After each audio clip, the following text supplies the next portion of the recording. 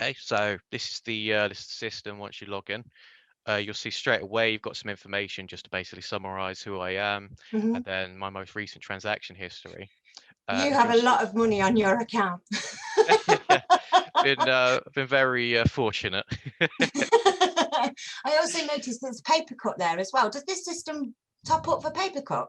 Yeah, of course. So IPS has full integration into the paper cut system. So not only can we integrate the ID cards into paper cut once they're issued through the iCard system, but we can also take control of the credits that each student or staff member has in the paper cut system. So just by logging into iPay at a glance, you'll see how much you've got available for the tills and how much you've got available on your paper cut. And you can top up both of those values here. And that reduces queue time in other places in the college as well. That's great. Yeah, yeah, of course. Okay, I So notice on the left, I'm being nosy at this system now. I'm seeing my transactions. yeah, sure. So you'll see here, it will show your most recent transaction, and clicking on the My Transactions will then give you a breakdown of every single transaction you've made on the iPay system.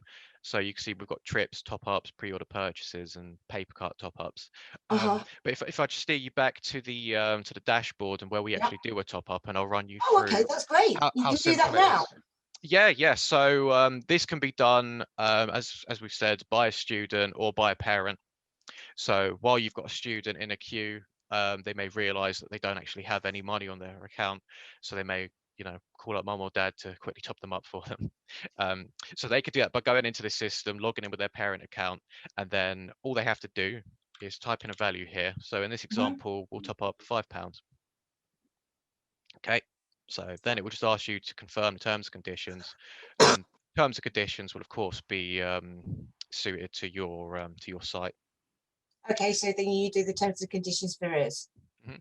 Yep. So Okay. clicking on the confirm there. So this is going to take you through to our partner system. Right. That's Capita Pay 360. So I'm just going to go through a example transaction here. So I just put in Okay, my test so card details. if we can multitask, I have another question. I'm obviously getting quite excited about this system. One of the things that I've noticed is, especially through in the catering, you'll get to the tills and then all of a sudden a student will realize they've got no money. Are you telling me that a parent could log on and by the time they get to the tills, this could make it so that they've got money on their account? Yeah, yeah, of course. So all of these systems are hosted on your premises, on your servers. So whenever an update is made to an account or anything through our system, it will all communicate in near real time. So Uh-huh. as I put this transaction through, so just give it a moment to process. As soon Yeah. as this payment goes through and updates on our system, that will push through to the tills. We're talking seconds delay. Mhm. So by the time, so my example here, I've called up mum or dad, asked them to top up £5. Sorry, on our test one, Okay. Oh, you it's see, it's gone redirected to the through. wrong We've got the URL. Yeah, £65 now. yeah. So as you can see, it's topped up £65. So now I have that money available to me once I get to the till. Amazing. So that exact same top up process happens when you do it for paper cut as well. Okay. So if I wanted to top up £5 there, I just key in It £5 goes through the and I'd same. go through the same process. Yeah, exactly. Okay, that's fantastic. Okay, one of the other areas that I've got, because obviously you might have already resolved the catering problem. Let me tell you the rest of my problems. Okay. Student services, Hmm. basically, especially after enrolment, where you've got students who will need to buy particular equipment Hmm. for their course. And basically, the congestion is when students are ordering that equipment and obviously then paying for it once it's there on site. Is there anything you can do with that? Yeah, sure. So you may or may not have noticed down here, we've actually got an online shop. So this online shop is managed by the staff on site. Mm-hmm. So you'll see on here, the user I'm logged in as here is a member of the construction course. Okay. So you can see I have availability to purchase construction equipment. Mm-hmm. So the items that appear for each user is customized by yourselves. So you can set up construction equipment and make sure they're only available to students on the construction course. And you could do exactly the same for any other course on the system. So you may have hairstyling tools that you want just to be available to hair and beauty students. You can set those up, and you can also set items up that are available to the whole student body. like the college merchandise and the stationery here, for example. So that's So seen for everybody. Okay, that makes sense. yeah, and then if I want to purchase anything off of the online shop, I've got the pay button down the right here, and I can also add items to the basket. So you'll see at the top right here, our basket's filling up with items as I add them. So Uh-huh. now I can click on the basket and pay for the whole thing rather than having to pay for each item individually. Individually. Yeah, so that's actually a new feature of our version 3 that we've had requested from a number of our clients. So Oh, happy to okay. now show you that. I like it. Okay, that's fantastic. So that reduces this down. What else have we got down here? You see, you mentioned earlier about pre-ordering. Is that Yeah, not sure. part of the shop? No, so pre-ordering, so the shop is more so items you're setting up for like student services and any online college shops you may have. Yeah, But the pre-ordering food is directly tied to the catering system. yeah. So all of our customers with i2 or iStock will soon have this update available to them, where students, provided the catering manager is setting up menus, then in iPay, a student could log in, select a menu for the day they want to eat, and then it will show them all of the items of food that are available on that day. So just for an example here, I can select which items I want to have. So then I do my order, and then what it will do is summarize what I want, confirm to the terms and conditions, and then it will take me to a payment screen. Once I've paid for that, we can set it up so either catering gets a notification to say, "Hello, Donovan Murphy is going to be has ordered these items for today." So then they've got on their system. When I turn up, they know, "Yeah, okay, he's had his ticket off." So depending on how catering set it up, they can Mhm. have it so the canteen may only be open for pre-orders. So I know in your COVID environment, this may be especially important, where you want to know how many people are coming in, so you can kind of control the restaurant floor. It also would have an understanding with catering on how much quantity-wise Exactly. Yeah. food that they need to make. That's really Yes. good. So they'll be able to know how much how many people are coming for what meals on the day, and you'll also receive an email receipt for this order, so you can just take the email receipt to the canteen and then use that as your payment for As the a meal. confirmation. Yeah. That's brilliant. Okay. So then you've also got on the left-hand side, I'm obviously looking hmm at all the buttons, it mentions trips. Yeah, sure. So the trips, all the admins on the system have the ability to set up and manage any kind of trips that you want to set up. So just at a glance here, you can see we've got a couple set up for the London Zoo and Alton Towers. Mhm. You'll notice there's a certain number of places, a cost Yeah. associated with the trip, and then the remaining places.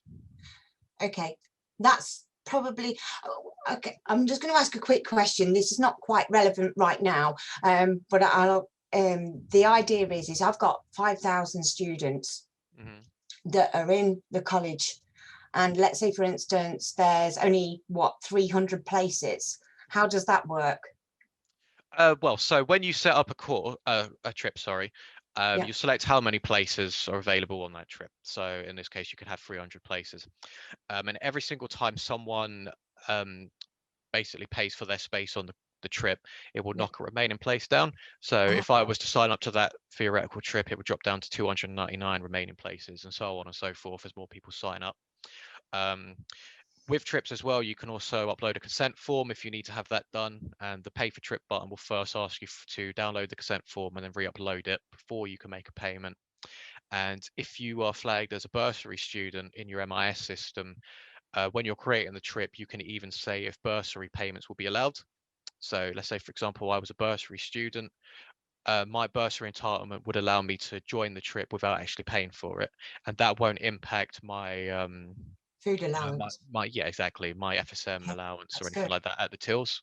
What it would it also report on that, because that'd be an Yeah, of course. ideal So you can report on area. each individual trip to show all the places, people that have paid with bursary, and so on and so forth.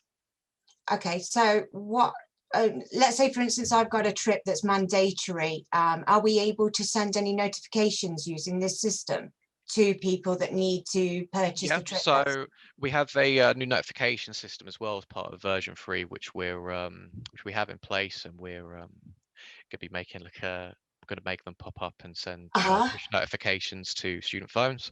Um, so you see a quick glance here. Yeah. I've got my welcome to iPay notification for logging into iPay for the first time. Uh-huh. Oh, and it's even got a course payment that I've Yeah, made. can I just stop you there? Because we've not even mentioned so this system means that we can actually pay for courses. Yeah. So you'll see down the left here, we've got a fees section. And I've just got an example fee in here, but these fees are pulled through from the MIS system. So if I was a student and I had to pay a fee on my course, then that would appear in the iPay system. So I can then log into here, make a payment, or my parent could log in and pay on my behalf. And when it comes to course fees, you can pay in installments. So if I click on the pay button Uh-huh. here, you'll notice it will say you can either pay the course fee in full now, or you could pay in installments. So if I wanted to, I could pay £5 towards this £10 fee, or I could pay £2.50 and then another £2.50 and then a £5 to finish off the fee. So my students, it's 16 to 18s, they don't have to pay for courses. Anybody 19 and above, they would have to pay. So Okay. would that filter through? Yeah, so we pull the information through from the MIS system. So Mhm. if they're flagged in your system as such, then it will come through in our system as such. Perfect. Oh, this is great. So basically what you're telling me is you've sorted out my problems when it comes to catering, you've sorted out my problems when it comes to student services, and now you're obviously offering me more because this would help with enrolment. It's becoming iPay has become more of a student portal kind of where any student or staff can kind of, as Rob mentioned earlier, just engage with the facilities on the campus.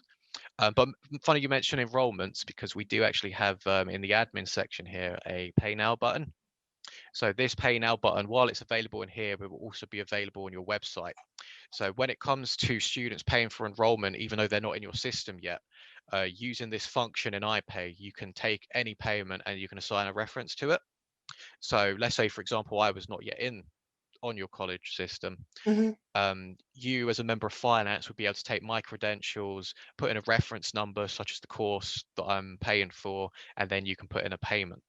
So now you'll be able to report that although I'm just a member of the public at this point and not a part of your student body, that Yeah. I've made a payment for this without having any kind of account associated with your college.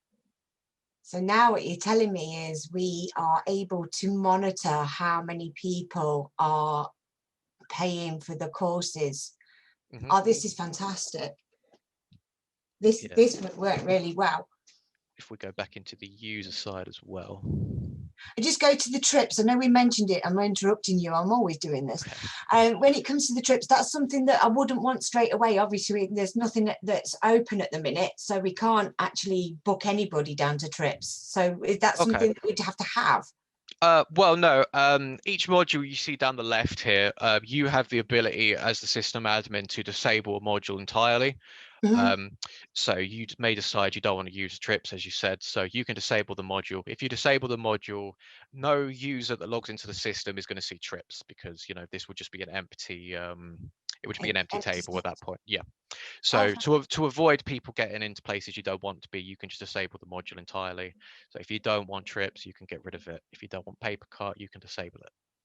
And then just as easily, you can go back into the system settings and re-enable them. That's all at your control. You don't have to get in touch with IPS to do stuff like that. okay, this is great. So I notice on the left-hand side, it's also saying something about loan requests. What's that? Sorry, no. Let's move forwards a little bit. I've missed Yeah. the password reset. Oh, What's yeah, that? yeah, sure. So the password reset, for any of our customers that are familiar with the IAD IPS module, we have integration. We can do integration directly into your Active Directory system. Mhm. um, for those who do have this system, so if you were to have IAD at your college, any user will be able to log into iPay and send a password reset request to their Active Directory account straight from the iPay. Usually they would have to go to the IT service desk to do something like this, or have to go to a password reset station that we usually set up for our customers. Um, but through this option, just by selecting yes here, I can send a password reset request to the college. So next time I attend the college, or even if I'm in the college, just on my mobile phone, I can send the request and then I can get into my account. I don't have to go and speak to IT or anyone else with the college staff. My IT department would be completely happy that they've actually got something that they could use, especially at the moment. Obviously, when it comes to lockdown, the amount of laptops and PCs and IT equipment that had to go out to students, and they've been using spreadsheets and paper just to make sure that they know where things are. But this would actually reduce the queue time there as well. So there's Yeah, another yeah. congestion area that's resolved. Well, speaking to our customers' IT departments, they say the thing they spend most of their time on, for the most part, is just resetting passwords for students that forgot it. So it's great to Wow. be able to provide people the facility for the students to do it themselves, essentially. Okay, so I see that probably the last one left is the loan requests. hmm Yeah, okay, so if we go ahead into the loan request, so this is actually a preview of our upcoming system, iAsset. Okay. So you'll see here that I've got a loan request form, so it's filled in my details, and then I can select an asset type. So if I click on laptops here, I can select how many I want. I can select a reason, so maybe home working, and then I can select a date of when I want to have this returned. So Oh, there's if a I booking system. Great. Yeah. So I basically say I want a laptop in this case because I'm home working, and I'll need it for, this amount of time. And then clicking add to request will add a request here. So you can actually request Perfect. multiple things from the college at once. And when I click send request, that will go off to the relevant department. So if I'm looking to borrow, a laptop from the college, I can send this request through. IT department will have this request come through on their iAsset system, and then they'll be able to review it to say whether or not they can actually assign me the laptop. And then in their system, it will say that I have this laptop assigned to me. So you'll always have a track of who has what asset. And likewise, if I was to loan a request, let's say a chair, then that would go over to the facilities department. So we make sure it goes to the correct people. Mhm. But speaking of iAsset, this is another addition we've added into iPay version 3.